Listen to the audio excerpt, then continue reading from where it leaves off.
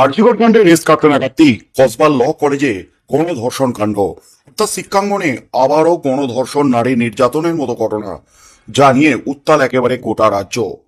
রীতিমতো রাজ্য রাজনীতিতে তোলপাড় পড়ে গেছে। বিরোধীরা বিজেপি, সিপিএম, কংগ্রেস একযোগে রাজ্য সরকারকে, মুখ্যমন্ত্রী মমতা ব্যানার্জিকে আক্রমণ শানাতে শুরু করে দিয়েছেন।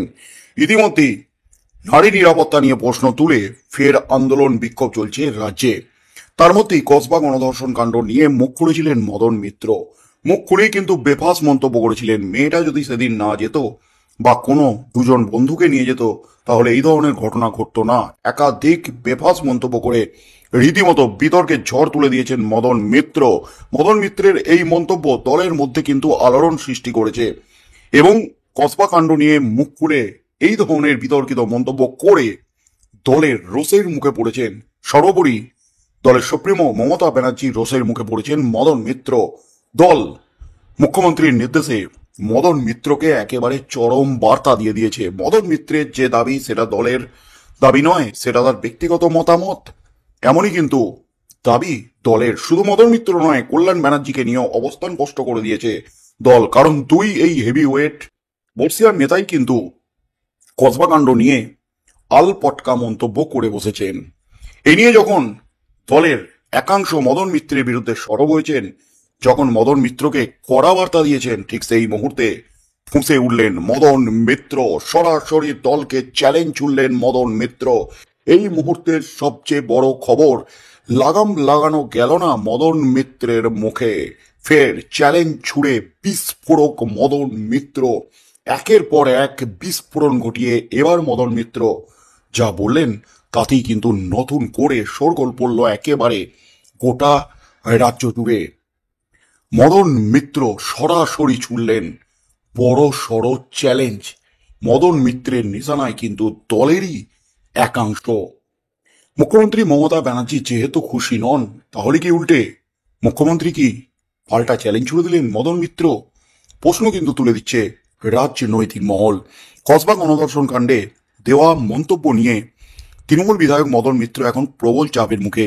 দলের তরফেই জানিয়ে দেওয়া হয়েছে তার বক্তব্য একান্তই তার ব্যক্তিগত মত এবং দল এই বক্তব্যকে সমর্থন করে না। এই পরিস্থিতিতে এবার নিজেই ফেসবুক পোস্টে মুখ খুললেন মদন মিত্র এবং দাবি করলেন তার বক্তব্যের ভুল ব্যাখ্যা করা হয়েছে এবং এক গোষ্ঠী দলের ক্ষতি করতে ইচ্ছাকৃতভাবে বিভ্রান্তি ছড়িয়ে দিয়েছে। ফেসবুক পোস্টে মদন মিত্র লেখেন, কসবা কাণ্ডে আমি দোষীদের বিরুদ্ধে কড়া শাস্তির দাবি জানাচ্ছি। ইতিমধ্যেই পুলিশ সক্রিয় হয়েছে, কিন্তু কেউ কেউ বলছেন আমি দোষীদের আড়াল করছি। এই অভিযোগ সম্পূর্ণ ভিত্তিহীন। আমার বক্তব্যের ভুল ব্যাখ্যা করা হয়েছে। উদ্দেশ্য প্রণোদিতভাবে এক গোষ্ঠী তৃণমূল কংগ্রেসকে কালিমালিপ্ত করতে এই মন্তব্যকে হাতিয়ার করেছে। মদনের বার্তা একেবারে চরম বার্তা দলকে। আমার দীর্ঘ রাজনৈতিক জীবনে আমি এমন কিছু বলিনি বা করিনি যা মানুষকে আঘাত করেছে। দলকে আমি অনুরোধ করছি আমাকে যেন ভুল না বোঝা হয়। প্রয়োজনে আমি ব্যাখ্যা দেব, এমনকি যে কোনো তদন্তের মুখোমুখি দাঁড়াতেও প্রস্তুত। আশা করব দল কোনো সিদ্ধান্ত নেওয়ার আগে দ্বিতীয়বার ভাববে। এর আগে মদন মিত্র এক সাক্ষাৎকারে বলেছিলেন, এই ঘটনায় একটা বার্তা ছাত্রছাত্রীদের কাছে পৌঁছেছে। কলেজ বন্ধ থাকলে পরিচিত হলেও কারো ডাকে যাওয়া উচিত নয়। মেয়েটি যদি না যেত তাহলে হয়তো এই ঘটনা ঘটতো না। যদি সে কাউকে জানিয়ে যেত বা কারোর সঙ্গে যেত তাহলে হয়তো এমন ঘটনা এড়ানো যেত। এই বক্তব্যকে ভিকটিম ব্লেমিং বলে তীব্র সমালোচনা করে বিরোধীরা। তৃণমূলও দ্রুত জানিয়ে দেয় এই মন্তব্য দলের নীতির পরিপন্থী। তৃণমূল কংগ্রেস তাদের অফিসিয়াল সোশ্যাল মিডিয়া হ্যান্ডেলে স্পষ্ট জানায়, কল্যাণ ব্যানার্জি ও মদন মিত্রের বক্তব্য তাদের ব্যক্তিগত মত। দল কোনোভাবেই এই ধরনের মন্তব্যকে সমর্থন করে না। আমরা মহিলাদের বিরুদ্ধে হওয়া যে কোনো অপরাধের বিরুদ্ধে জিরো টলারেন্স নীতি মেনে চলি। যারা অপরাধ করছে তাদের বিরুদ্ধে কঠোরতম শাস্তি হওয়া উচিত।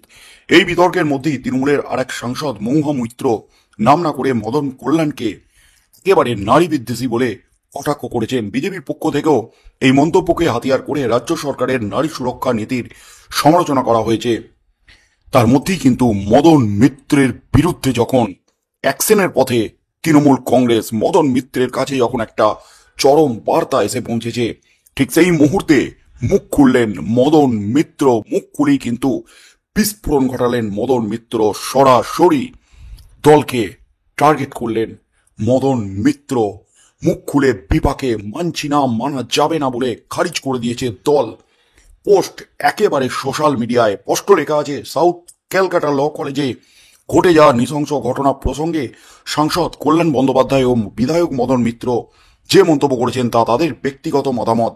দল তাঁদের বক্তব্যের সঙ্গে কোনোভাবেই একমত নয়। এই মন্তব্যগুলিকে কড়াভাবে নিন্দা করছে দল। তা নিয়ে চাপানুতোরের মধ্যে দলের এই মন্তব্য যে কোনোভাবেই তিনি মানছেন না তা সোশ্যাল মিডিয়ায় লিখে দিয়েছেন শ্রীরামপুরের সাংসদ।